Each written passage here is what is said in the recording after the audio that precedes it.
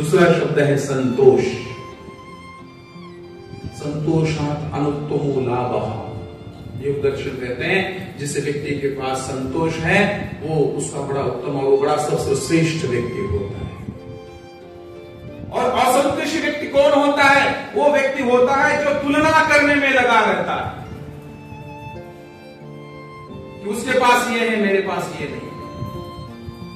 यदि इसके पास ज्यादा आया तो भी इसको घमंड आ जाता है, यदि कम आया तो भी दुखी रहता है। तो कहते हैं संतोषी रहने के लिए उपाय क्या है?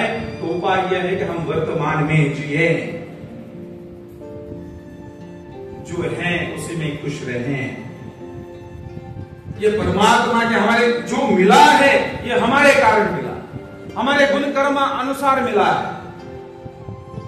हमारे फल के अनुसार मिला है। यदि और चाहिए कर्म करो, परंपराक्रमश्च, पराक्रम करो, आगे बढ़ो, कर्म करो।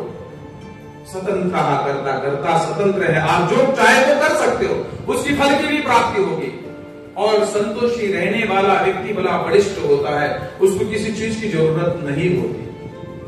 नीति शतककार कहते हैं भर्तृहरि, सर्पाः पिबन्ति पवनं न च दुर्बलास्ते शुष्कैः तृणैर्वनगजा बलिनो भवन्ति कुन्दैर्फलैर्मुनिवरा क्षपयन्ति कालम् संतोष एव पुरुषस्य परम निधानम्। क्या कह रहे हैं? कहते हैं सर्पाः पिबन्ति पवनम्। पवन का मतलब होता है हवा को पीकर सांप जीवित रहते हैं। कंदैर्फलैर् मुनिवरा, कंदमूल खाकर ऋषि और मुनि जंगलों में साधना करते हैं, परम तत्व तक प्राप्त होते हैं। शुष्कैर् वनैर् गजा, वन गजाः, जो वन में रहने वाले गज हैं, हाथी हैं, वो क्या खाते हैं? पेड़, घास, यही तो खाते हैं ना। तो कहते हैं संतोष एव पुरुषस्य परमं निधानम्। कहते हैं व्यक्ति को संतोषी रहना चाहिए। जो संतोषी है उसको सब प्राप्त है, वो सुखी है। संसार का सबसे बड़ा यदि कोई सुखी है तो संतोषी व्यक्ति सुखी है। नहीं तो ये बताइए, अंबानी के पास इतना पैसा है फिर भी वो कमा ही तो रहा है। क्या सोना खा रहा है, चांदी खा रहा है, रत्न खा रहा है? नहीं। जितना हम खाते उतना वो तो खाता भी नहीं। जितनी हम नींद गहरी लेते वो लेता भी नहीं।